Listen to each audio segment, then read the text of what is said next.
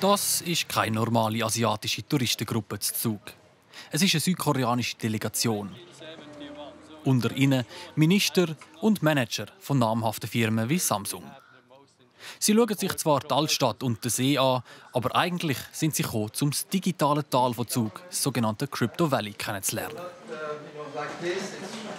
Zug City is known in the world as a crypto valley, so-called, right?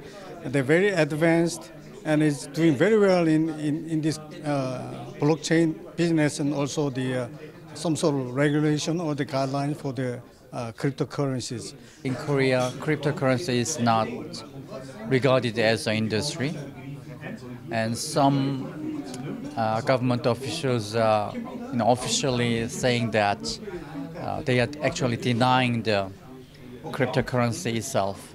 Anders zu Zug.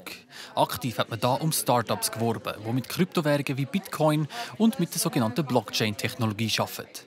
In den letzten 2 Jahren ist die Anzahl Unternehmen von 10 gegen die 400 gestiegen. Und so funktioniert der Zahlungsverkehr mit den Kryptowährungen. Geldüberweisungen laufen mehrheitlich über Banken. Bei digitalen Kryptowährungen ist das nicht so. Dort wird das digitale Geld direkt vom Sender an den Empfänger geschickt. Um die Überweisung absichern, kommt Blockchain-Technologie zum Zug. Eine Kette von Datenblöcken, wo die Transaktionen laufend gespeichert werden. Und zwar nicht auf einem zentralen Server, sondern gleichzeitig auf tausenden Computer weltweit. Die kommunizieren laufend miteinander, kontrollieren sich gegenseitig. Auch die Stadt Zug selber hat schon erste Erfahrungen mit der Blockchain-Technologie gemacht. Auf der Verwaltung hat man Kryptowährungen vor 2 Jahren als Zahlungsmittel zugelassen, erzählt der Stadtschreiber der Gäste aus Fernost. Wir haben bis jetzt etwa 50 Transaktionen gehabt. Das klingt jetzt auf den ersten Blick nicht als wahnsinnig viel, aber wie gesagt, es ist uns in erster Linie darum gegangen, selber als Verwaltung Erfahrung zu sammeln, und von dem her können wir das Projekt als sehr erfolgreich anschauen. Doch wie erfolgreich ist das Crypto Valley wirklich? Der Daniel Diemers beratet Firmen, die ins Geschäft einsteigen wollen. Zug ist ein starker Standort. Experten aus der ganzen Welt sind hier auf kleinstem Raum zusammengekommen. Auf den Lorbeeren dürfen wir sich aber nicht ausruhen. Also wir sehen natürlich, dass andere Standorte, insbesondere auch kleinere Staaten in der Karibik, in Europa, Liechtenstein, Malta als Beispiel, sind natürlich auch sehr agil und haben sich jetzt auf die Blockchain-Community sehr schnell eingestellt und entsprechend auch Erfolg gehabt. Das heisst, der Wettbewerb wird sicher eher noch zunehmen in Zukunft.